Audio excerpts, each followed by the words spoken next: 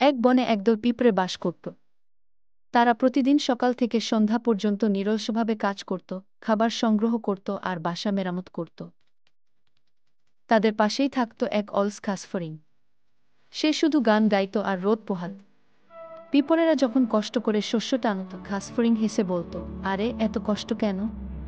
এখন তো খাবার প্রচুর। পিঁপড়েরা শান্তভাবে উত্তর দিত, বন্ধু, আমরা শীতের জন্য খাবার জমাচ্ছি। কিন্তু ঘাসফড়িং শুনত না, বলতো, শীত এলে দেখা যাবে।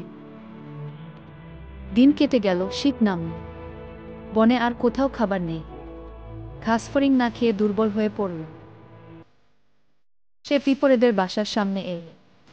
দেখল ভেতরে তারা নিরাপদে আছে আর খাবারের ভাণ্ডার ভরে আছে।